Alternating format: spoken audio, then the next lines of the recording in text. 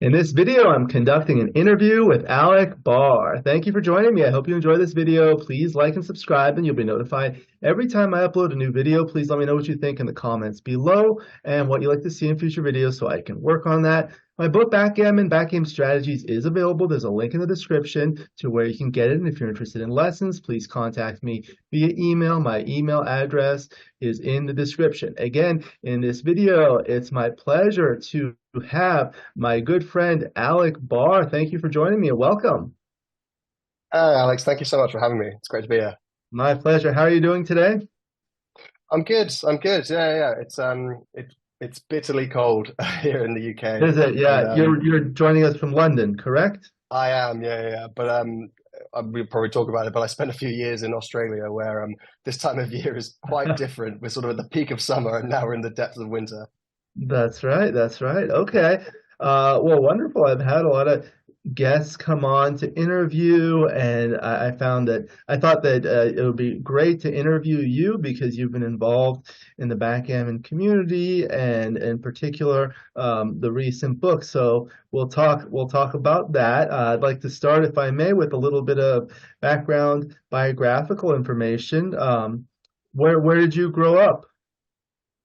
I actually grew up here in London, so London, born and raised, in the north part of London, so pretty kind of near to all the bits that everyone associates with that kind of iconic London, which is great. It's a great place to grow up, and yeah, I've been here most of my adult life until about 5 years ago when I decided to instigate change for change's sake and go as far away from London as I could possibly manage. And it ended up in Australia for the last 5 years. I've only just returned about a year ago. Yeah. What were you doing in Australia? I was just sort of, I think like growing up in the same place your whole life is, I always thought London was great. I thought it was sort of the center of the universe type thing. And then as I got older, I realized that's a bit of a narrow-minded view. So I was like, well, you got to go out and be a bit more worldly. And I thought if I go as far away as Australia or New Zealand, that side, that hemisphere, then I can't really change my mind quickly. You can't sort of go and go, oh, I'm homesick, I'll come back quickly. It's like it's a dedicated chapter of your life. And so I was like, I'll go as far flung as I can do so that if I do sort of miss home, it's not easy to come back and it sort of forces your hand a little bit. So I went out with work, and it was great. I think I picked up, well, to be honest, it's actually where my backgammon journey began. So I have a lot to credit Australia with, but it's a good change of lifestyle, and it's amazing what a bit of vitamin D will do for you just being out in the sun all the time.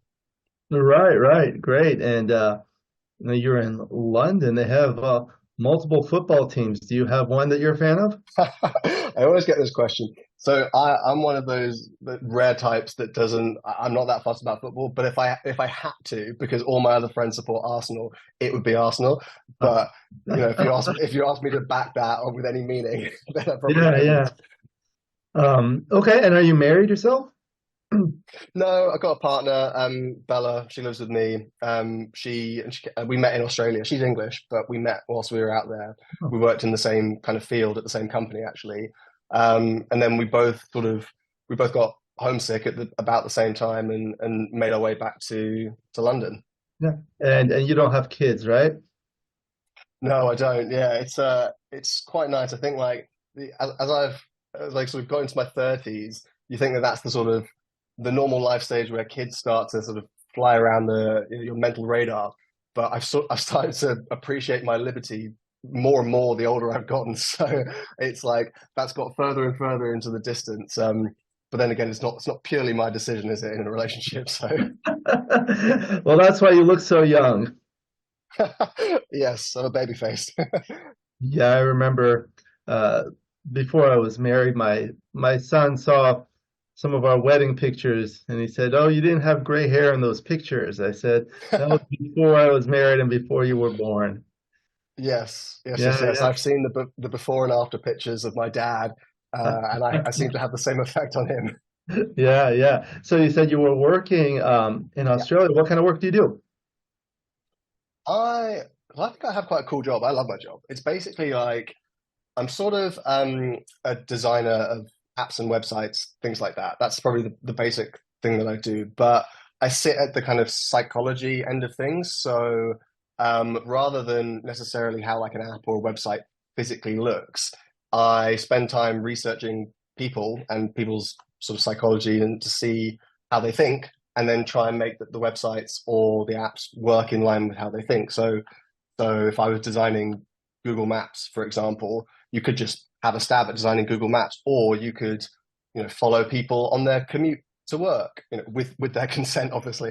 But like you could spend time speaking to people about what kind of journeys they prefer. Do they, I don't know, prefer the fastest journey or the quietest journey, or a journey with a bit of walking, and all of that stuff's contextual depending on weather and transport systems. And if you spend time like observing people, um, then you can find out all their kind of biases and mental models for how they map the world. And then I try and take that and turn that into the sort of framework for an app or a website. So my background is in cognitive behavioral psychology, and it's kind of cool. You just get to see the inner workings of people's minds and then try and turn it into make websites less bad as a result. That's interesting. So with that kind of a job, you can kind of work from anywhere, like you moved to Australia, right? Yeah, yeah, more or less. As long as you've got a laptop, you can kind of work from anywhere. I'm quite social though. I quite like being in the office. I was very reluctant when all the remote work kicked in. I was the one person sort of going into the office to be surrounded by other people. And then in Australia we moved around a bit. We lived in Melbourne, Sydney, and Brisbane. And Melbourne's sort of very metropolitan and urban, and then Sydney's like right on the beach. So in Melbourne, I was like, let's go into the office and be social and be around other people. And then in Sydney, I could fall out of my house and into the ocean. I was like, I'll never go into the office again. I'll just swim 3 times a day. So priorities shift certainly due to context. Great, great. And you were saying you first got into backgammon when you lived in Australia? Yeah, I mean, I played it before, badly, obviously. I feel like whenever you have a guest on your show, it's always like, there was a time where people played sort of terribly, and then they started learning and they got better. And my story is quite similar. My brother learnt, I think, just randomly from people whilst he was traveling around the world. My younger brother, he came back, he taught me, seemed like a bit of fun. I was never one for sort of really, really long board games. I never found that particularly interesting. And the fact that you could play backgammon in 20 minutes or something was exciting. And he showed me how to play, and then I sort of played with him and anyone who I bought a board and play with anyone who'd play on holidays and things like that. But I was just doing the stack everything up and play really safe and play for the race. And then in lockdown in Australia had a really sort of punitive lockdown. I was in Melbourne at the time, and there was maybe 6 months of like an 8 p.m. curfew. Like you really couldn't go anywhere or do anything. And I watched a video on, I think it was Art Benjamin, on its probabilities, pit counting, working out number of shots, like really, really basic stuff. And I don't have a mathematical mind. I did like English and philosophy degrees. I'm very like airy fairy compared to the hard maths involved in probabilities. I was like, oh wow, there's stuff to be learned here. Like I had no idea that the fact that you can roll like a 3-1 has a 2 in 36 chance of happening, not a 1 in 36 chance of happening because there's two dice. I didn't even know that. Like that was just so unintuitive to me. So I saw this Art Benjamin thing. I was like, oh, that's really interesting. Maybe there's something more to this. Something I can learn here. Had all the time in the world. Watched all the Netflix I could watch. Baked all the sourdough I could bake. Like we've done all the other activities that everyone does in lockdown. And so I was like, okay, I'll try and like get a bit better at this game. And did that classic thing of like I learned a tiny bit of information and then like weaponized it terribly. So I learned about counting shots and then only ever tried to minimize the number of shots that I left on the board, and never took any risk, tried to stay back too much. And like a little information is a dangerous thing, as they say. So that's kind of where I started, and picked up some more books and got into it. And I tend to have quite an obsessive nature. So when something like this came along, it was easy to obsess over. So during that time, were you mostly playing online since they had all those restrictions? Yeah, yeah, pretty much exclusively online. I was living with my partner Bella, and we had our neighbors as well that we could interact with in a little sort of social bubble. And we all learned together, actually. It was really nice. we I read some stuff and I sort of relayed it to them, and we all played and we all sort of improved as a little foursome, which was really nice. And we'd have mini tournament. I didn't know anything about duets or matches. We just played single like money games basically with nothing at stake. Um, and I would learn a bit of information and I'd take it to them, and then we'd all kind of learn together. And it was really nice. It was a nice sort of collaborative way of learning, and it felt like more social than just watching movies, and it felt more like wholesome than just whatever you would do, drinking, watching TV. Like this was a wholesome activity that you could do together. And then I remember very clearly at some point there was me and this group of three other people, and I was the one that took the interest like too far. They said to me very clearly, "You've now made this game boring for us, Alec." I was like, "Fair enough." So good. You were playing with some friends. And what were the Yeah. online sites available at that time that you were playing on? So there were sort of all the ones. Oh, there wasn't a hub. There was Heroes and Galaxy. It was almost exclusively Galaxy. That was all I. That was all I knew, to be honest. This was pre me even getting XG. I think I got XG on my mobile first. So Galaxy was the main way that we could play online. I would play random people. Um, I just didn't really know how to sort of interpret the feedback that you get. So you get, I didn't even know how to read backgammon notation back then. So it's hard to kind of get what you're being told, even though all the information is there. And then there's sort of giving meaning to the data, isn't there? There's like it's telling me that I played the wrong move, but I don't understand strategically why that is, and I don't have the vernacular to sort of articulate what I don't understand yet. So I love reading, so I just bought up everything that I could do, like every book that I could possibly read, and started working my way through it to try and give meaning to the feedback that Galaxy was giving me. But it was great because I'm sure you had this as well. Like when you're starting out, the feedback loop or the positive feedback loop is so quick. Like you go from a really high PR to quite a reasonable one quite quickly because you're just making fundamental errors like taking no risks or stacking or something like that. And the moment you undo that, the gains are so dramatic that you start thinking, oh, I can play this game well, and then you lull yourself into a false sense of security where you think you've mastered it, and you're well before mastering it. Yes, I think Backgammon Galaxy is outstanding for that. You get to learn, you get to see your errors. I spoke with Mark Olson, we did a video. It's an outstanding platform, and they're, Yeah, developing it, and there's a constant change, and they're always trying to improve. And I feel like they brought a lot of people into the game. So yeah, yeah, that's for sure. fantastic. And you said you read some books. What were some of the books that you read? I see your bookshelf behind you. Yeah, my backgammon bookshelf is actually elsewhere. There's a whole sections dedicated to that. Where did I start? So I started out with 501 Backgammon Problems, the Roberti book, which was great. And like I said, I had all the time in the world, so I was getting up super early in the morning before anyone else was awakened, and just working my way through it, studying it like 5, 6 hours a day. I just wanted to.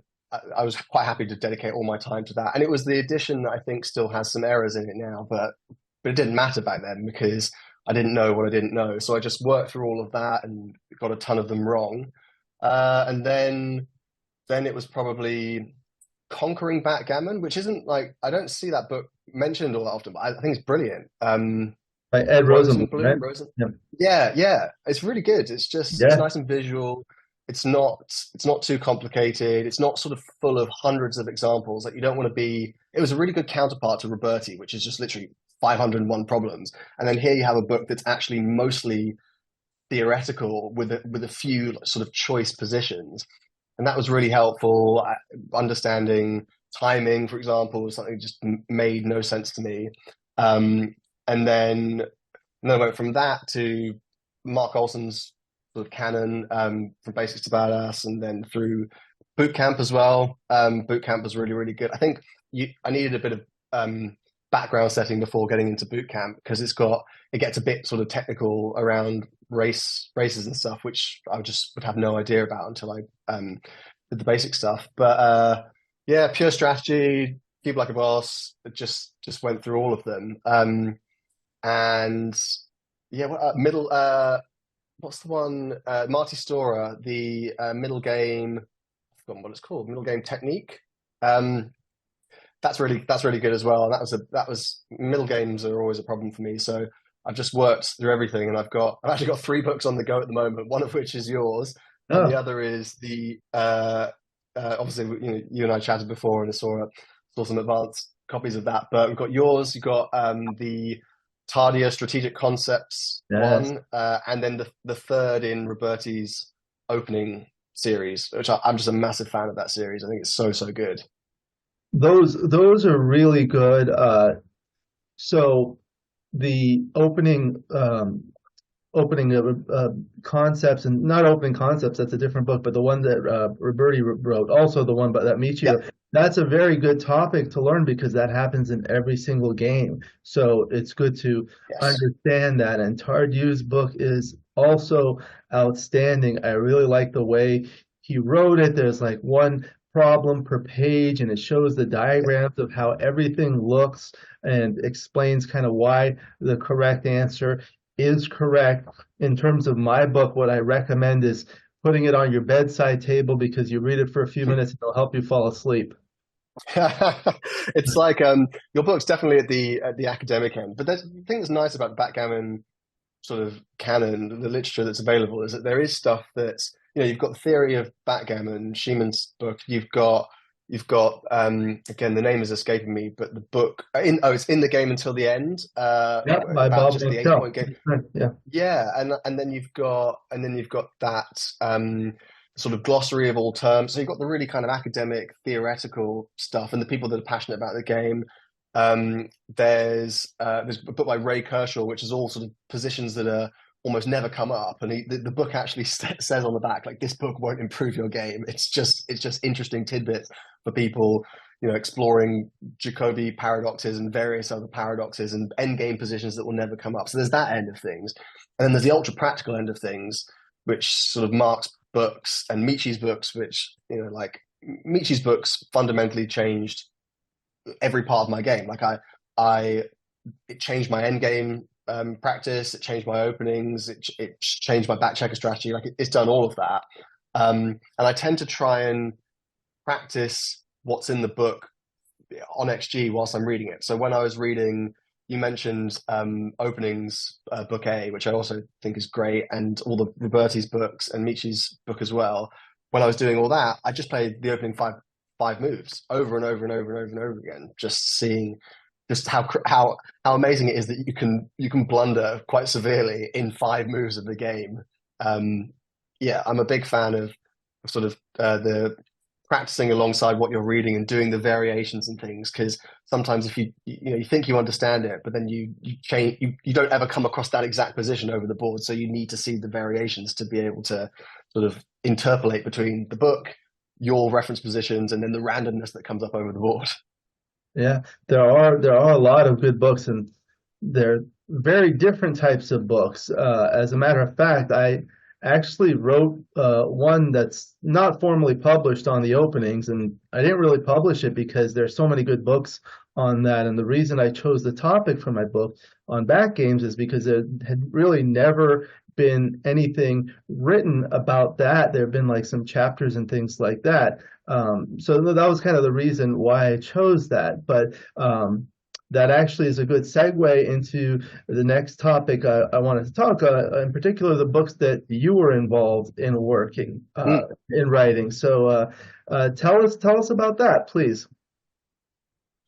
Yeah, so that was really cool. I mean, like I said, I got at this point, maybe I'm like 2 years, maybe less into my sort of a formal backgammon journey, properly studying it and properly playing and trying to grind down my PR. And there's the Backgammon Strategy Facebook group, which I know you're on a lot, and in fact, I've seen you talked about your openings thesis, and I've seen your slideshow that you put positions up for from looking at openings and game plans in early opening positions.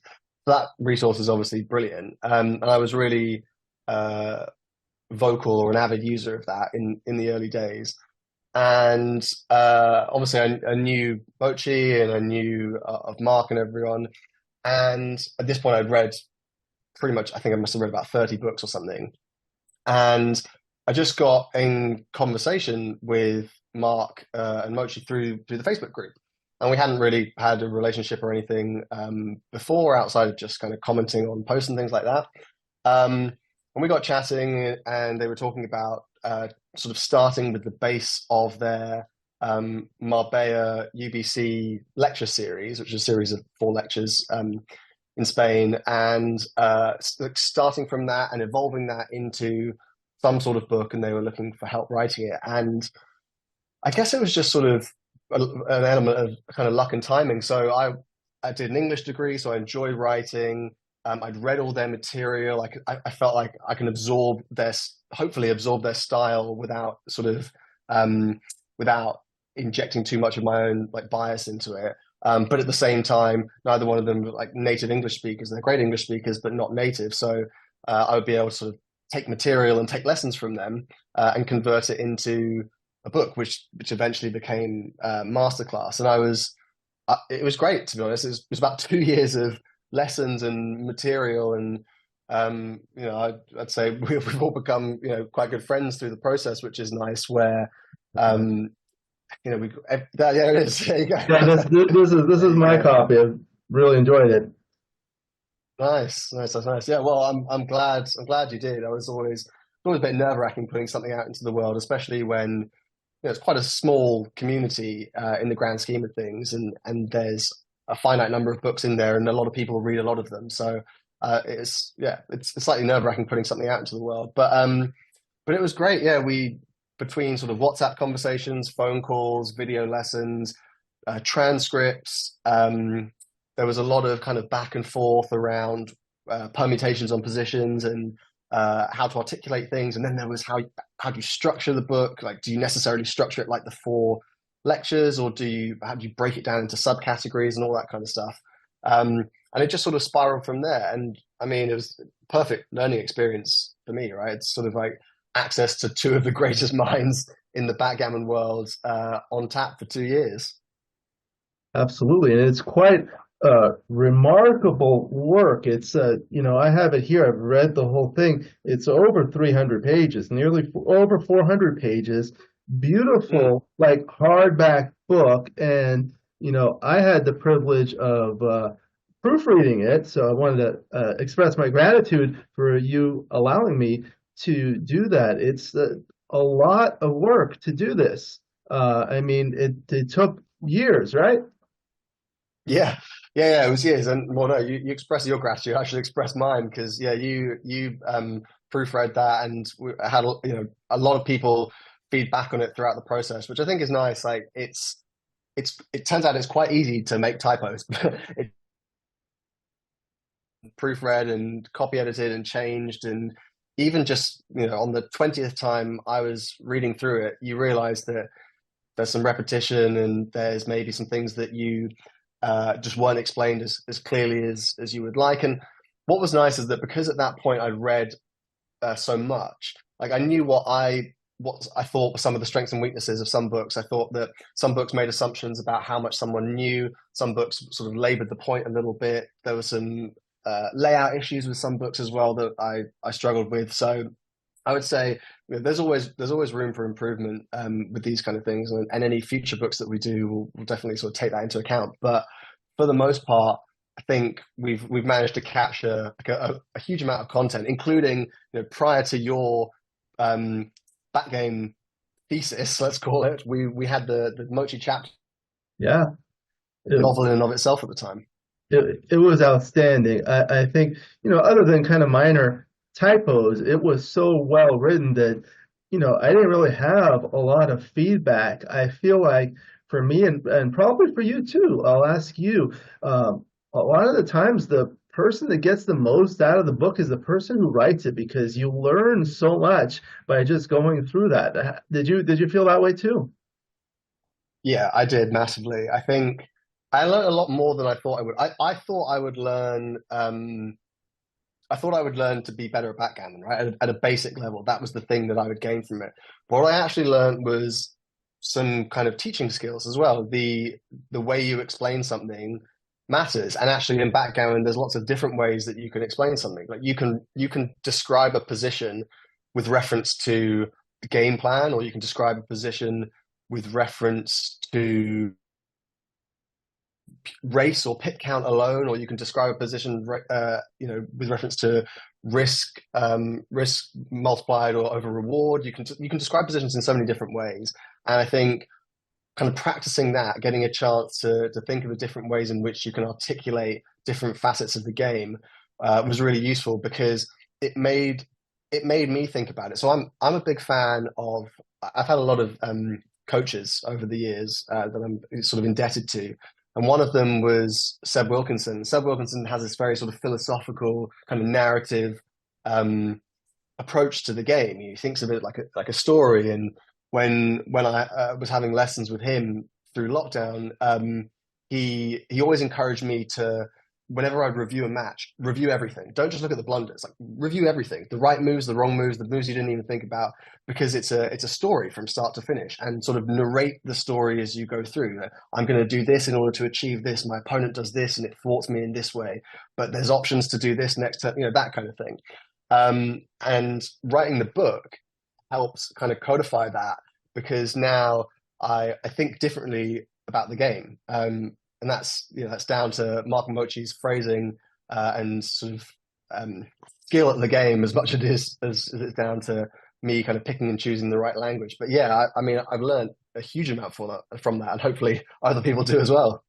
Yes, of course. I think this is one of those books where everyone can learn something or many things about it. I wanted to go through it in a little bit more detail because I think this is an important book for people to pick up. There are four major chapters: strategic visualization, priming or blitzing, game plan dynamics, back games, and cube action in undefined positions. So maybe we could Yeah, talk maybe a little briefly about each of those. So the first one was yeah, strategic visualizations, priming or blitzing. What are kind of the main things you got out of that?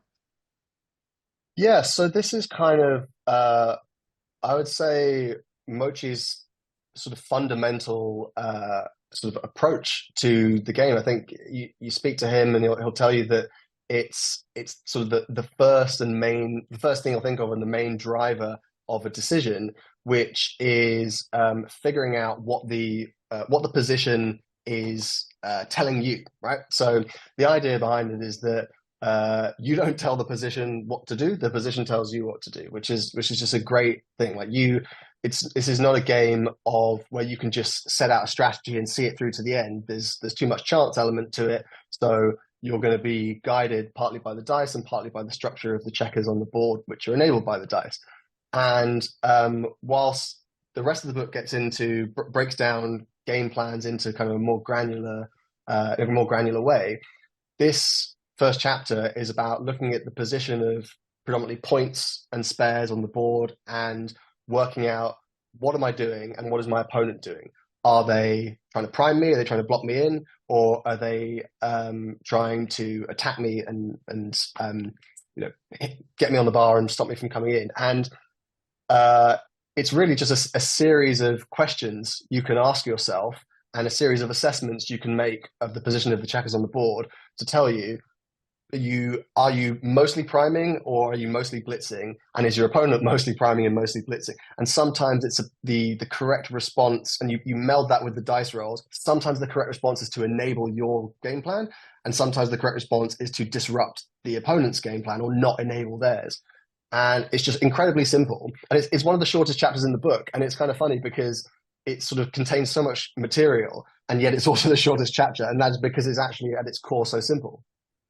Yeah, I feel like that one helped me a lot, and it's just some simple concepts, but when you start to apply this, you see your game improve a lot. I remember when I did an interview with Mochi, we took like one position and we looked at like when one player rolled an opening double five and played the 13 to 3 twice, and now with 10 checkers in the zone, you don't want to split against that. But when we changed it and made it, instead of a double five, a 5-3, making the 3 point, but still having the checkers on the midpoint with only 8 in the zone, it's a big difference.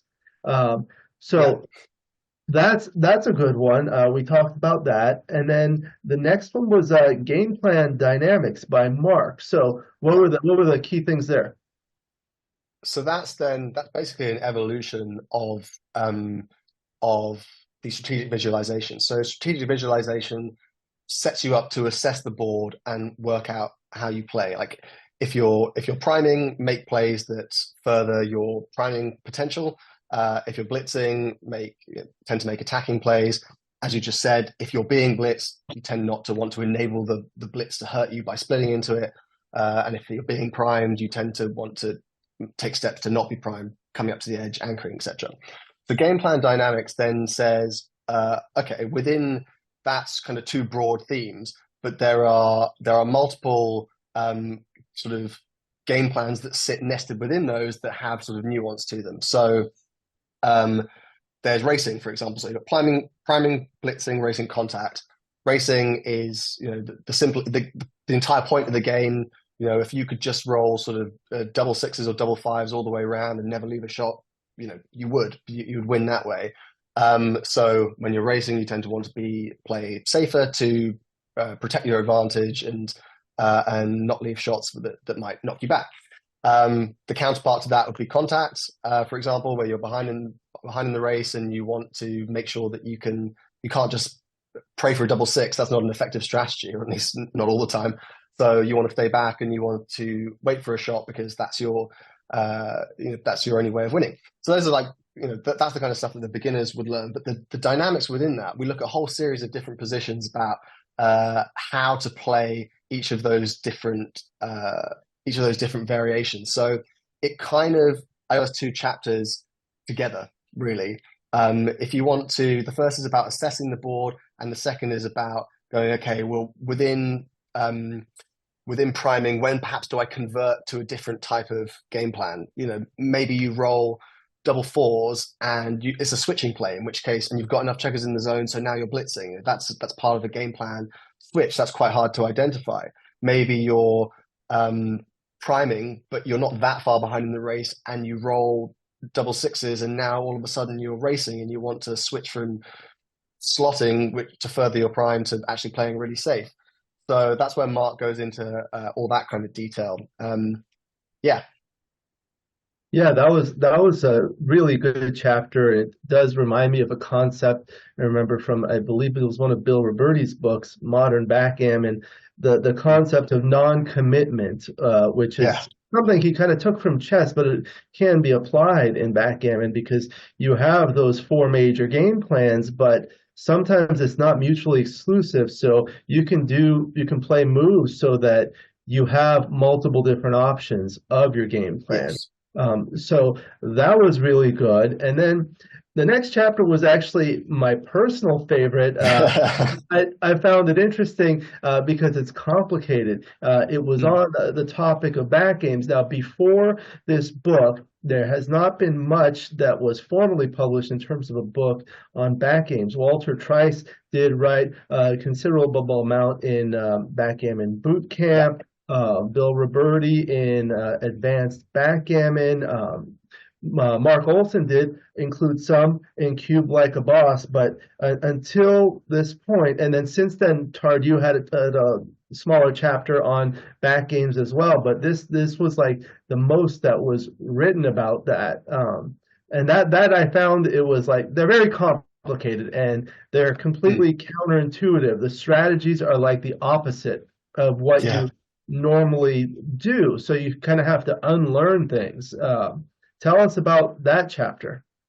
Yeah, I mean, just before that, you mentioned something interesting with the previous chapter about non-commitment, and referencing modern backgammon. So that comes up in that chapter. It's sort of I always think about that in the opening moves, like why is it that we make moves like these major splits and with a 6-3 or a 6-2, right?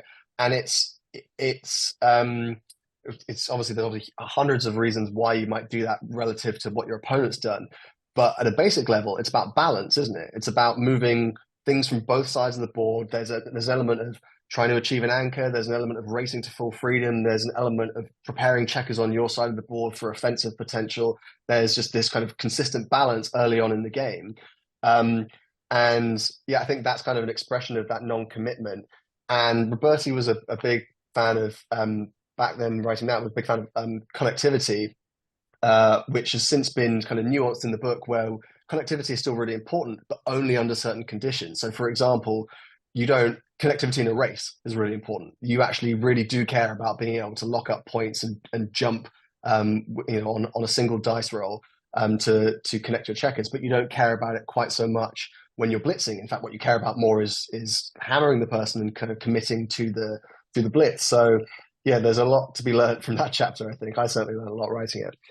The Backgame chapter, yeah, that was great to write. I actually, early on in writing that, I got a call with Mochi because we had this. He has a lecture that's a few years old now, and you can still find it on YouTube, where he goes through some of these kind of fundamental tenets of backgame paradoxes, like he talked about, in terms of checker play.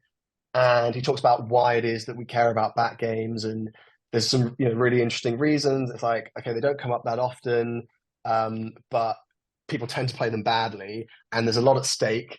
So if you play them well and you have an edge over your opponent, then you stand to gain a lot when they do happen, even though they only happen a fraction of the time.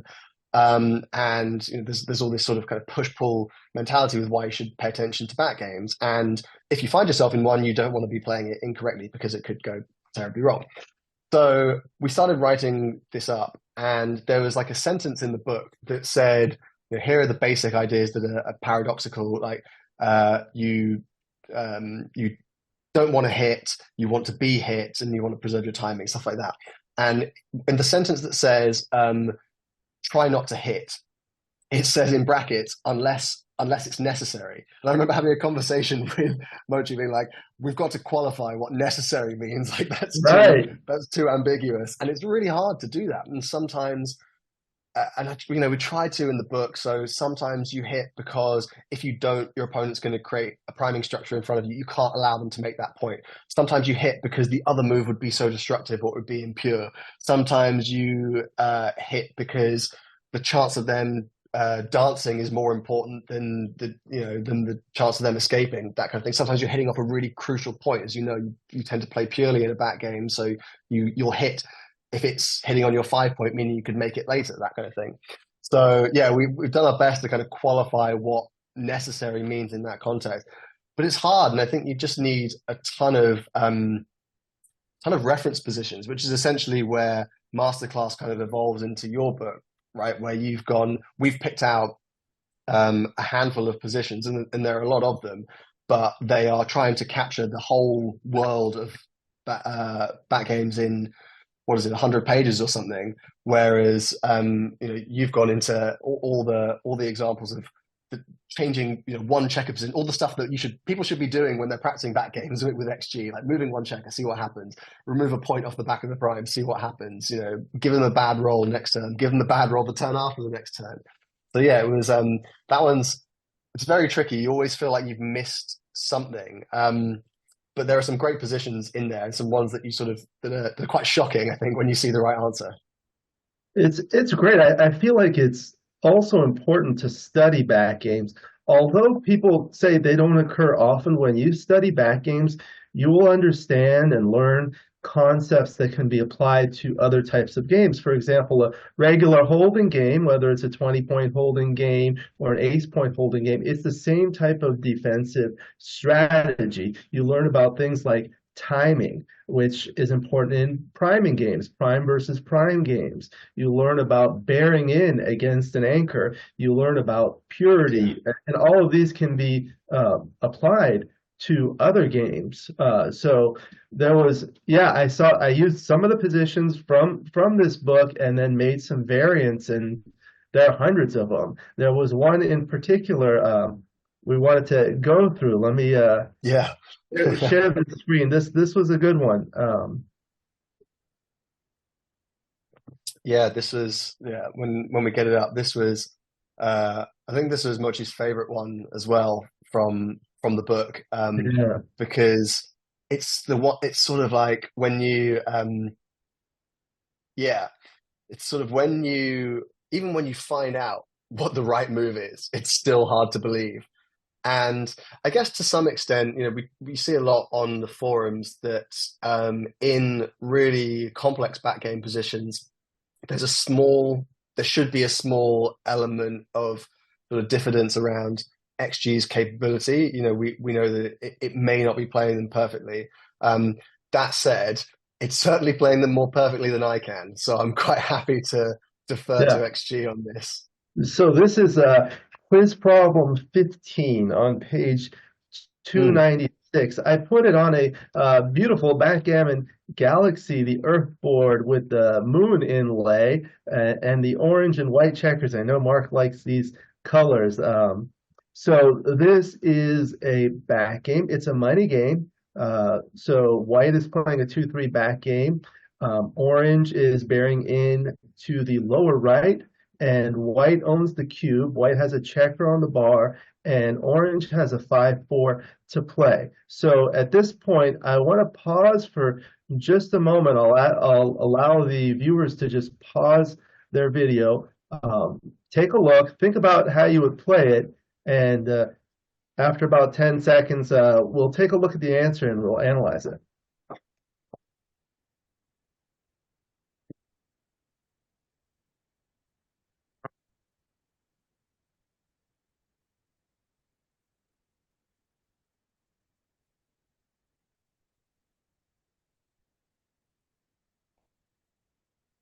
Okay, so when you first saw this position, what were your thoughts? Well, of course, I got it right instantly, Alex, and I moved on. I turned the page. You turned the uh, page, but you didn't if you were faced with this position, before you're writing the book, what would you have done? yeah, yeah. So there's like a few my sort of analysis process from reading the book and speaking to Mochi is the first thing you got to work out is uh, like let's assess the position. So Orange here has a six prime, which has just got to be good, right? It seems good. We're taught that a six prime is the most, the strongest thing you can have. Um, Problem is that against a back game, a six prime usually tends to have to collapse. When it collapses, it leaves shots, and those shots can often be double shots. And the fact that three of these points are kind of outside the board, so outside our inner board, which means that they're going to invariably have to be brought in. So we're in a strong position, but White is also in a strong position because they have excellent timing. I can't remember what oh yeah, I can the pit count. Yeah, so they've got pretty decent timing for this kind of back game. So that's another facet that we have to take into account. And they've not got any deep points made. They're clearly sort of playing pure, which is correct. And the question is, do we hit or do we not? And then if we do, where do we play the rest of the move? And I think prior to writing Masterclass, there is just no way I would have got this right. And in fact, I think if a similar position came up over the board, it would be hard to guarantee that you'd get this right as well, because it's so difficult. I mean, what's your assessment on at face value of this position, given you're the king of back games? So I had a little more experience when I was looking at this.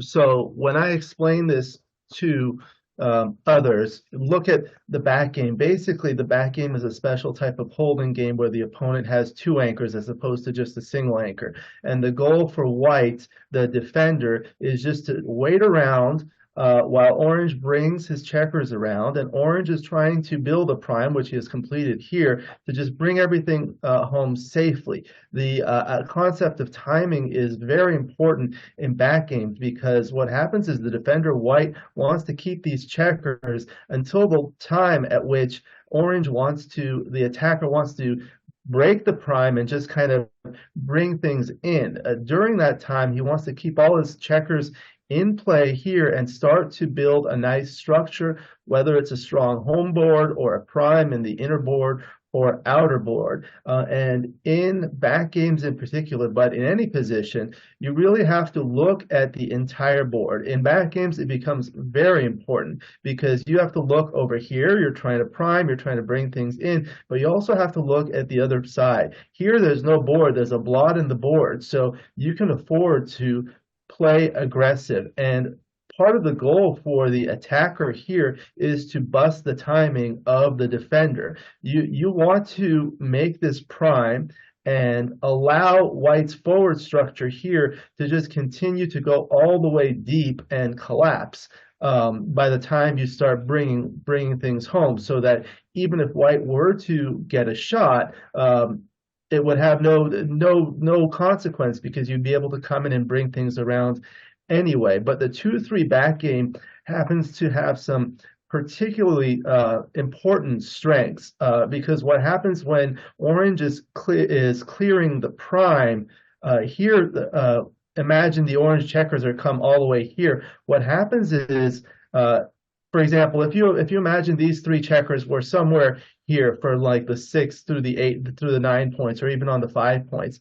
Now every time, and imagine the 9 is clear, so 6s are forced from 7 to 1, and 5s will be forced from 6 to 1. That usually cracks the prime in the middle, and that significantly and severely degrades the offensive position, so that the attacker will lack counterplay after being hit. So that's a particular strength of this. So basically what you're trying to do is to bust the timing. You want to get all these white checkers over here in the inner board deep to the ace point. So what the play calls for is what I call a counter recirculation play.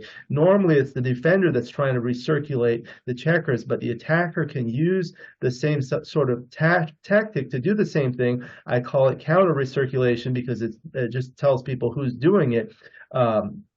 Basically, if you hit here and then you go from 5 to 1, it breaks your prime, but it allows you to be hit with a 1 or a 5, and that'll allow you to come around to possibly knock this guy off, or just take time to come around, and you'll have a good 6 from the bar to remake this point should you be missed. So let's just show the answer here. And that's actually right by a lot. Now, I've played these games so often, and these kinds of plays are routine. So when you're playing against someone who doesn't know what they're doing, they can make some huge errors here. Yeah, and what I like about the way there's another way of thinking about this, because the 5 to 1 seems, if you've never seen this kind of thing before, 5 to 1 seems completely crazy. You're told, like, the first thing you're told when you learn backgammon is the 5 point is the most important point on the board, and now we're breaking it and it's like right in the middle of a prime, which you're also told is the most important structure. So it seems so counterintuitive. But if there was a spare on the 5 point, then playing 5 to 1 makes a lot of sense, right? Because now, yeah, sure, you're not breaking the 5 point, but you still, the strategy hasn't changed. You still want to be hit and recirculate for all the reasons you said. So the slotting of the ace is there to bust the timing. It's just that in this instance, you don't have the spare, but the need to bust the timing is just as high. And you can remake the prime. If they don't enter, even if they do enter on the 5, they're behind a 4 prime, and they've got at this point six checkers back after you've hit. You can remake the prime.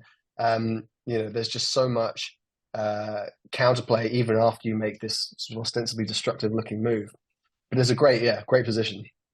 I think it's really instructive, and I always like dramatic examples because it's not always that you're going to get such a dramatic example, but if you know that it's right, under these kind of extreme conditions, or an extreme play can be right, then it can help you sort of tolerate the other plays that sort of might seem wrong. So yeah, start from the extreme and work backwards is a nice way of looking at it. Right, and I'll stop this. I particularly like how it was written. It was very easy to read. There's a lot of white space. I think when I wrote about it, it was kind of the opposite. There's a lot of detail in it. So that's why I put it by my bedside table. It kind of puts you to sleep. It's very well written, and it's nice. People can kind of just learn about it by reading a quick chapter. So that was as I said, my favorite chapter, and another Yeah. the final chapter was also another outstanding position called cube action in undefined positions. And I didn't understand the term undefined position, but it's basically when both players have one or more checkers back. Is that correct? Yeah, essentially. And the another way of describing it is when it hasn't the game hasn't resolved clearly into one of those game plans. So you're not clearly racing necessarily. You're not. It's a good harking back to that non-commitment thing. You're not quite sure where the game might go. It's not clearly priming. It's not clearly blitzing. That kind of thing. So yeah, um, players have checkers back, and there's a degree of uncertainty. I mean, to be honest, they were the positions that I found most challenging when starting out because once you know, I don't know, say how to play a holding game, and you know that your aim is to create landing spots for the checkers to come around and clear the midpoint and avoid wastage and not leave shots, that kind of stuff. Or once you know that blitzing is about bringing checkers into the zone to continue the blitz, like okay, you can still make plenty of mistakes, but you have a theme to work with. These middle game positions, or these undefined positions, as we call it, the theme is not easily identifiable. So that makes checker play hard for one thing, but it makes cube action hard as well because we also have reference positions. There's plenty of reference positions for holding games. Stick Rise wrote a whole book on exactly that. A combination of race and likelihood of safety, amongst other things, will allow you to find all these reference positions that you can memorize and interpolate from.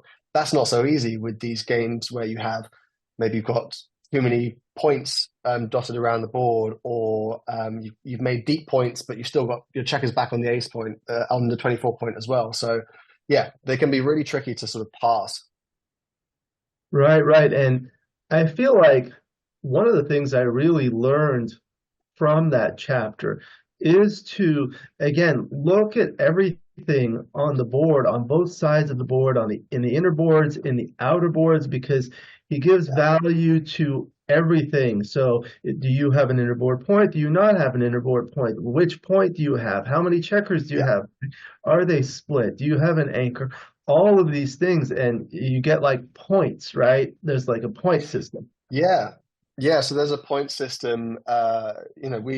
Backgammon's full of formulas, right? Starting with the end game and all those kind of purely mathematical formulas. And then there's these more conceptual frameworks that are kind of, there's not necessarily like sort of pure play maths behind them, but it's a way of making concrete abstract ideas or giving structure to the assessment of the board. And that is essentially what this is. So the point system says you've got your available game plans, blitzing, racing, priming, contact.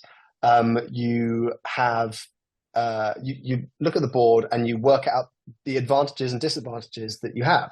So maybe you're up in the race and you've also got a bunch of checkers in the zone, which would give you a blitzing and racing advantage. They tend to go hand in hand as well, which is nice. There's some stuff in the book about how racing and blitzing are tied together. They're sort of committal in a similar way, and they kind of pull on each other.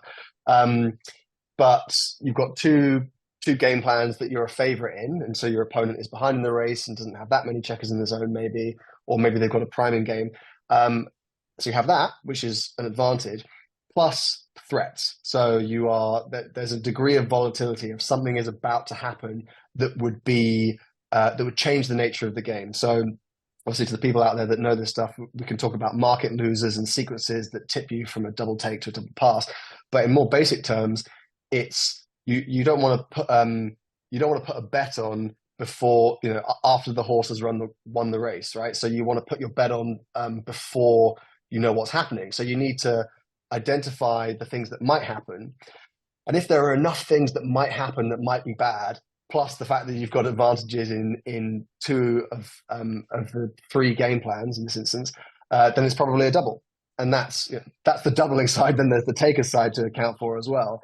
But that's really helpful when you're looking at like a whole mess of checkers all over the place, and you're just going, I don't know what this means, and you can break down those advantages into, like you said, number of points, or where the points are, or number of spares and distribution of spares, and all that kind of stuff. So in a way, the book, by the time you come to this chapter, you should have the language and the mental model for what you're looking at when doing this formula in your head. Yeah, I think that's outstanding. One of the most challenging things for most people, including myself, is cube actions versus checker plays. Because when you have a Yeah. checker play, you can look at one play and you can look at another play, and you're comparing two different things. For a cube action, you don't really do that. You're just looking at the position, and you have to think about these things. And this chapter helped me conceptualize all of these ideas, whether it's in a middle game in an undefined position or a different position. But when you start understanding these things and thinking about these things, you're able to apply them to other positions too, to think about things in the same way.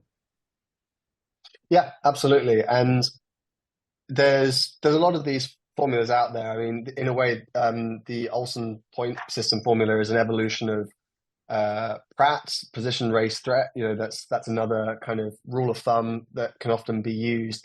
And you can sort of take all those formulas one of two ways. You can either try and mathematize them, work out exactly how much the value of the 4 point is compared to the 5 point, or you can just use them as a mental checklist for the things you should be looking at. And I think what's nice about backgammon is that you can be both types of people and still be great at the game. You can be extremely sort of engineeringly minded and mathematical, and have these formulas. Grant Hoffman, who's my coach, is extremely mathematically minded, and sort of codifies these formulas exceptionally well and comes up with brilliant stuff. I tend to be at the other end of the spectrum, where it's like I need to be reminded of the things that I should assess. And it has two benefits. First of all, it improves your play. Hopefully, you get better at these cubing positions, but also it improves your analysis. Because if I get a cube decision that I've missed, and I'm looking at it on the board, well, now I know, okay, these are the things that I need to look at. Maybe I missed that I was ahead in the race. Maybe I didn't think that the 4 point was as valuable as the 5 point, but in this position, I don't know, I had a spare on the 11, so the 4 point was really valuable because the 5 was about to be made. And having this mental checklist is super helpful when it comes to evaluating your own matches, I find, as well as just improving. Yes, yes, this has been a good discussion about this book. So this is the book, Backgammon Masterclass. I have my bookmarking here, but it's available on the Backgammon Galaxy online shop. Is that correct? Yeah, that's correct. And if there's people in London, people in the UK, I have copies as well. So feel free to reach out to me if you want a more local copy. Yeah, it's an outstanding book. Definitely recommend it. I hope that people will get it after watching this. It's really good. It's helped myself and a lot of other people. I'll put a link in the description. So that was good. And now there's another. This book was just published this year, and now there's an entire other book that you did, with Mark Olsen, more for beginners, right? So tell us about that, please. Yeah. Yeah, so this it's funny because the name of this book changed so many times, and it ended up being How Not to Suck at Backgammon, which I like. It's got a sort of playful component to it, which is nice for beginner players, I think. So this was one. The Backgammon Galaxy has a whole series of videos on their YouTube channel, and actually an article as well on beginners' mistakes, and it's great. Like it's the kind of thing that I point when I give lessons to people who's completely new, or I'm introducing the game to someone who's never played before. It's the kind of place that I point them to. These are the kind of mistakes people make. Don't stack, take some risk in the early game, don't kill your checkers, fight for the good points, all that kind of stuff. And so Mark had the idea of taking all of that content and turning that into a book. Because at the moment, it was in the video form, it was just like one or two positions, and it didn't cover everything extensively, and there wasn't a quiz, and there wasn't this other stuff. So that was the idea. And actually, in this instance, because a lot of that content already existed, I was there kind of copy editing stuff and making sure that we had enough content and the right articulations for everything. So that was where that started. And then as we were working through it, it sort of took a slightly different tack. So for one thing, there's a section on doubling, which there isn't an extensive section on doubling in the video series. But there's also a lot of what we call in the book pattern recognition, which is sort of exposure to positions over and over again that represent a certain idea. So if the idea is like don't stack, for example, we show a ton of positions without necessarily saying like, oh, how would you play this? But just show positions that are very, very stacked and why that's bad and why that's inflexible, and positions that have nice, flat, efficient structures. And so you sort of get this sense of what looks good and what looks bad and why. And I like that as a modality of teaching because, again, not super mathematical. So just seeing the kind of thing you always hear about falafel being an intuitive player for the people who knew him. And this is kind of what we're sort of striving for with the book. How can you communicate ideas so that they become intuitive rather than having to compute them all the time? Right. That's great. That's fantastic. I know it's more recently been released, so I haven't been able to get a copy in the United States, but hopefully soon. Mm. Uh, Yeah, it's out there, and I think look, it's for beginners who know the rules basically, and who are wanting to improve where they're at. But Mark sends tons of positions over whilst we're sort of going through and copy editing it. There were positions that I got wrong. There's always stuff that you can learn from it. And I think going back to the fundamentals, especially when you're like me, you like the sort of deep theory of things, but sometimes you can get caught in the weeds, and it's nice to zoom out and look at the fundamentals of the game. And so it's an enjoyable read, and it's a bit more informal. It's kind of similar style to From Basics to Badass. Got that kind of yeah. more casual feel. Yes, we have a couple positions to share from this one. So let's take a look. Are you able to see the board here? Yeah, it's come up. Yeah, so these ones are good. So I think this and the next are variations on a theme. And these are cube action positions taken from the priming section of the book. So explaining what priming is and how to assess the value of a prime. And this position and the next one show the this is the one with the two variations, right, Alex? Correct. So I'll just kind Yeah. of briefly introduce this one. In this position, it's a 7-point match. It's the first game, so it's 0-0 or 7-way, 7-way. The cube is in the middle. Orange is on roll. Orange already has a solid 5 prime, and it's what I call a phantom 6 prime because white is not as at the edge of it, so it's working like a 6 prime. And orange has an anchor. Orange is ahead by 7 pips. And then the contrasting position looks very similar. Everything on this side of the board has been shifted over. And this is the position. Basically, this anchor has been moved up, and orange's 4-point has been moved to the 9-point. So there still is a 5 prime. However, the difference is now white's anchor is higher, and orange only has a 2-point board as opposed to a 3-point board here. So Yeah. what are the things that you want people to learn about when they're looking at these positions? So this is about the value of an outside prime versus an inside prime, and you touched on it there. It's we know the game is a race. We know that ultimately we know that in order to win that race, you first need to get your checkers into your home board. So even though in both positions Orange has a 5 prime, those 5 primes are not of equal value because any points that are outside of the home board invariably have to be brought in at some point before they can be brought off. And in order for them to be brought in, that means the back of the prime has to break, which gives white escaping opportunities and potentially hitting opportunities as orange has to build in front. So when we look at the XG feed for this and we see the doubling decisions, you can see the dramatic difference between, so here we have the prime that is primarily inside. So you've got the 60-70% of the prime inside with a 3-point board, and it's a double and a pass. So, we already know that this is you're going to be better off just losing a single point here than playing on as white. But in the other position, where yeah, where the checkers are on the outside, even though a lot of the functional stuff is still the same, so the race and all that is actually quite similar.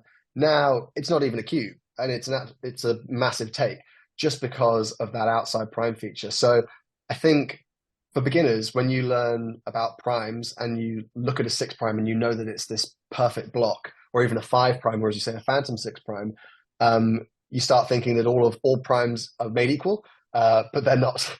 They're not all equal. That's right. Some of the other perhaps more advanced concepts are that the race is different here. In the first position, orange is ahead by 7 pips, whereas in the second position, now orange is down by 5 pips. The other thing is when you have a 3-point holding game versus a 2-point holding game, that's a big difference. When you play these many, many times, you see when you have an ace-point holding game and ultimately you want to escape, oftentimes the bar point is open, so you can escape with sixes and get to the midpoint with 6-5. But with the 2-point game, once the 7-point is open, you need exactly a double five to do that. So it's much harder. But when you have the 3-point, it's much easier to escape. Once this is broken, you can come out with a 6-3 or even a 6-5 will liberate or extricate one of the back checkers. These things make a big difference. The amount of games that you win from the 3-point versus the 2-point is a major difference. And each point going up, in addition, the gammons are different. So this one, look at this, the orange wins 14%, 14.7% gammons here when it's on the 2-point, but only 11.6% when it's on the 3-point. So that makes a big difference in terms of, as well as the winning percentage. So Yeah, yeah, you're completely right, and it's good to point out the race feature as well. I think I mean, Michi has a whole chapter in his back checker strategy about the 22-point anchor, and part of the description of it is that it has multiple features. So in as a counterpart to the 3-point on your own side of the board, which has features of priding and blitzing, because of its position in your home board, the 22-point anchor also has that. It has some contact value, but it has slightly less contact value, but it has racing value in exchange because, as you said, as the prime comes in, then you have more escaping numbers. So this is, I guess, it's what's nice about these positions is that you can say to an absolute beginner, an inside prime and an outside prime do not have the same values, and the inside prime is worth more. But then you can say to an advanced player, well, look at the gammon differential between the two. That will tell you something about, whether or not you take a cube at a particular match score that you might not have known, because the difference in 4 or 5% gammons is going to be substantial at certain scores. I think that's an important concept. People need to understand what I call the relative board strength. Here, white has a 3-point board and orange has a 2-point board. So you think about the dancing numbers, there are 9 dancing numbers versus 4 dancing numbers. That's more than double. But when you have the same board strength, neither player is a favorite in a potential hitting exchange. So you have that to go with all those other things that you mentioned. So this is great. I'm excited to read this book when it's available for me. I enjoy Mm. reading. I know it's for more beginner levels, but I enjoy it very much. So good. Do you have any other books that you're working on? I didn't even know about this book. It was a surprise to me. Yeah, well, it was kind of going on in parallel. So whilst um, Uh, so at Galaxy, you've got Mark as the CEO and the face of it, but you've also got Wilson. Wilson does all the kind of graphic design. But with Masterclass, because of other projects that were going on, the typography and the layout of the book, I did all of that as well. So as well as the writing, I sort of put it all together because I come from a design background.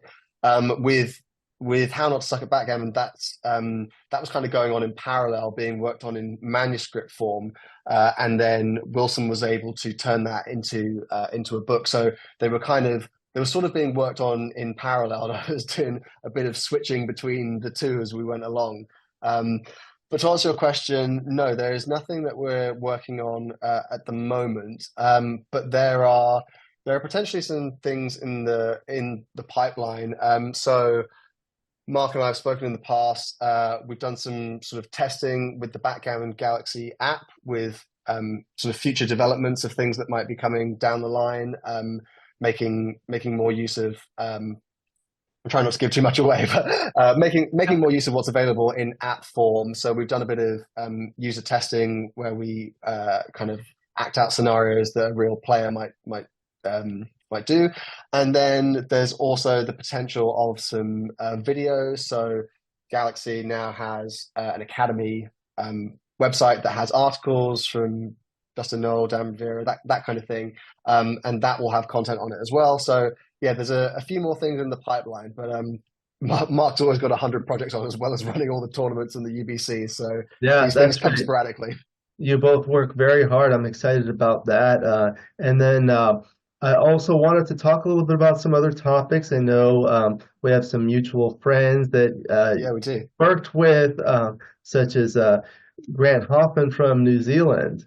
I've had him Mm. on the channel a couple times. He's wonderful. Tell us about your relationship with him. Yeah, Grant is fantastic.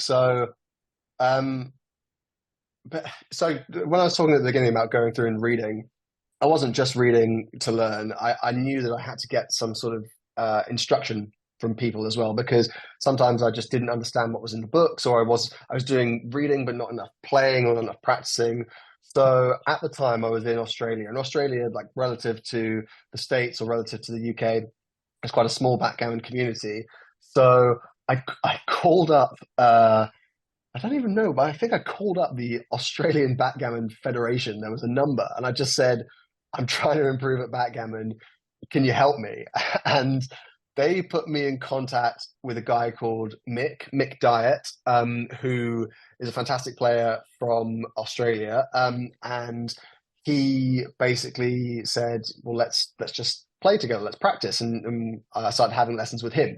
Turns out Mick and Grant are sort of, I guess, how would you put it? Sort of doubles partners or practice partners that they study sort of religiously every week together. And they play games, they play positions, they read books together, they document stuff. And so through Mick, I got introduced to Grant. To be honest, I'm actually indebted to a whole bunch of people. Like I early on in my background sort of career, I had lessons with Phil Simborg and Tim Cross and Seb Wilkinson. Like just anyone I could absorb information from, I was really happy to go with, and you just learn a huge amount that way. I would massively advise anyone starting out to get some sort of teacher, because it just makes the world of difference. Um, but eventually, Grant, because he was in New Zealand and I was in Australia, had the sort of most reasonable time difference. So he became my coach, and has been for years now. And he's just great. He thinks in a way that is different to how I think, but is understandable to me. So he's a software engineer by trade, so he thinks in numbers and he loves numbers and formulas and calculations. But in relaying that to me, we go through positions, and he'll outline formulas, and then I'll be able to sort of take that material. I like making a lot of my own notes as well, so we'll have lessons, and I'll take his formulas and convert them into my notes. And he's just been my sort of backgammon coach and mentor for years. In fact, the first ever tournament that I played, which was still in COVID, was online after I'd been practicing and learning, and I got through to the final. And after I played the final, I found it, which I won. I found out that both Mick and Grant were jumped on a Zoom call and were watching me play and filming like a commentary to it. So, and then they sent me the video file afterwards, which was great. So, yeah, it's just really nice to like, the backgammon community is extremely supportive. And whilst I was in Australia, quite detached from the rest of the world, and isolated through the pandemic, to have Mick and Grant sort of be there and be able to like share a passion that everyone else found really weird. Like, yeah, people like playing backgammon, but my partner wasn't going to play anywhere near as much as I did. My friends weren't going to be that interested in studying positions. They get annoyed when I was taking pictures of positions when we were playing out in a cafe or something. So to have someone who had more knowledge than I did, and to be able to share it so sort of openly, it was just fantastic. So yeah, huge fan of both Grant and Nick. Yes, I've done a couple of videos with Grant, and he's just brilliant. We played a match together, and just like Mm, the way he talks about it and thinks about it is just unbelievable. And he also has his own position of the week, and he has a whole yes. book. Those are outstanding. And then in terms of videos, I would say the person who really inspired me to start making these videos is our mutual friend Dan Rovira, Yeah. who you've known and you've done some videos with. And how did you first meet with him? And Yeah, so yeah, Dan's a great friend, and I was chatting to him earlier today actually, and he, how did we cross paths? I think I crossed paths through his videos actually. It was yeah, early on when he started making them. I think I just got in contact to ask some questions or to share something that was interesting. I mean, it was helping me at the time, and we just got talking again. He was over here in the UK, and I was over in Sydney at the time, I think. And we just got talking, and we shared a few things. So one of the things about the Backgammon strategy group is that you have access to all these brilliant on Facebook. I mean, you have access to all these brilliant minds, and you get this incredible sort of variety of answers. But sometimes those answers can be quite sort of direct, I guess, from really experienced players. You get people just telling you this should be obvious, or this, or it's definitely this. Let's move on.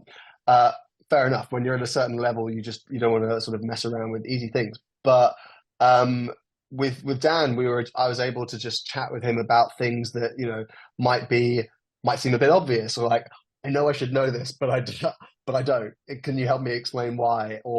Um, or I've seen this rule written down before, but here's a position, and the rule doesn't seem to apply. Why might that be? And we actually never played a match during the time we were speaking in Australia. We tried to arrange it once or twice. The timelines never worked. Um, and then I came back to the UK, and we ended up at a tournament together, and we crossed over, and we played a game, and we talked, and then since then we're now doubles partners in tournaments. And he came and stayed with me a couple of weekends ago, and we spent time in London. He's an English teacher, and I love reading, so we crossed paths in a lot of ways. There's backgammon, there's poetry and philosophy and all that kind of stuff. So yeah, Dan's a great guy, and like the content that he puts out into the world is amazing. yes, absolutely. I enjoy his content. I've had him on a couple of times. He does some great ones with like some small bite-sized videos that you Yeah, can learn. And I remember the one he did with you about, I believe it was about match scores, right? yeah, because that was really helpful for me. That was because I really struggled with certain match scores. I really like Nick Blazer's book, Adjusting to Match Play. I have read that twice, and I've made sort of extensive notes on it because it's great. And I always prefer match play to money play, because I find it just a bit more interesting how things can sort of change. It works my brain in a different way. So I've always, and tournaments are based on match play anyway, so it makes sense to learn that stuff. But I always struggled with it, and sometimes I would struggle to the point of like really, really not understanding, just being like, how can a no double be a double pass with just like a change in 1 point on the score or something like that? So I thought that the best way to try and learn that was to try and create a PowerPoint and kind of teach it to people. So I took the reference positions, double five blitz, double three blitz, and a few other things. And we looked at double take positions, cube action positions, and also some checker plays at all the different match scores. So that was really, anytime I'm on somewhere, it's just sort of really a chance for me to teach myself something more than trying to share it with the world. It's slightly selfish. Yeah, that was a good one. It actually inspired me to do something similar I did with John O'Hagan, which was very similar Yeah, to what you yeah, did. So yeah, those are great. I think like people learn from these videos. You meet people, like I meet people from you do. the other side of the world. And what I always tell them is, I've met you virtually on these videos and so forth, and it's been, of course, a pleasure. But I'd love to ultimately at one point meet yourself in person as well as Yeah. many of these other people. It's hard for me to travel because of work and family obligations, but if Mm. you're ever here I'd love to have you. We'd host you. I know we did talk a lot about Yeah. many different things. Do you have any final comments or remarks you wanted to talk about before we conclude the video? Um, I mean, yeah, we've talked about so much, haven't we? I guess there's a few sort of bits of. It's always easier to give advice than to take it, right? So now here's my opportunity. I love having this sort of blend of community with in backgammon, right? So there's always this push to make backgammon more accessible or draw more people in. Like we just don't have the numbers of other games. So I'm a fan of sort of attraction rather than promotion. I think Mark creates a platform that's highly accessible and everyone can use that. That's great. And that platform gives you feedback from the world's leading bot. That's a great thing.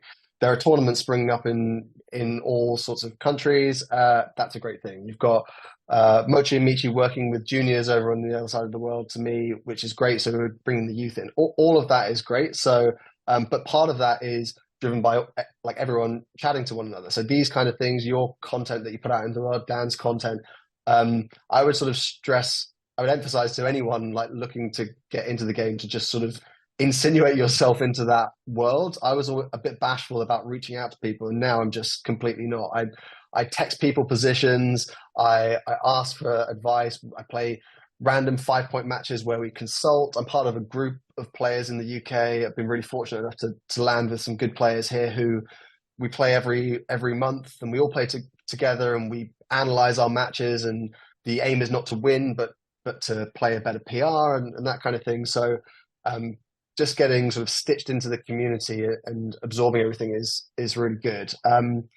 And I, to end on a sort of philosophical point, the reason why I love backgammon so much, apart from the fact that it sort of stretches my brain in a different way and is so infinitely engaging, is it maps onto life better than any other game that I know, right? So like you can't just like chess have a great strategy and see it through and guarantee a win. Like it's all about how well you deal with uncertainty and how much risk you take for how much reward you get in return, or making decisions with imperfect information. Like my job involves having to make decisions with a fraction of the information that I would need, and sometimes it goes horrendously wrong, but you know you've still made the right decision. That is basically backgammon in a nutshell, isn't it? Like you don't know what the dice are going to throw, so but you have to make a decision anyway.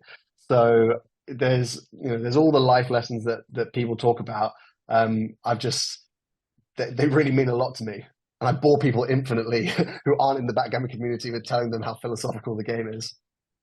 That's true. I would absolutely agree with everything you said, and I think I learned a lot just from speaking with you during this interview, talking about different things. I'd love to have you on again in the future. Maybe we can play a match together in my Yeah, series. And yeah, looking forward to those kinds of opportunities. So I appreciate your time, Alec. It's always a pleasure to speak with you. Thank you for accommodating me. I know it's late in the evening where you are, and hopefully we'll do some more videos in the future. For now, we'll go ahead and conclude the video. I want to thank you again, and thank you to the viewers for watching. I hope you enjoyed this video. Please like and subscribe, and you'll be notified every time I upload a new video. Please let me know what you think in the comments below and what you'd like to see in future videos so I can work on that. My book, Backgammon Backgame Strategies, is available. There's a link in the description to where you can get it, and I'll put links in the description to where you can get Alec's 2 books. And if you're interested in lessons, please contact me via email. My email address is in the description. I look forward to seeing everyone in future videos, and until then, keep rolling your dice.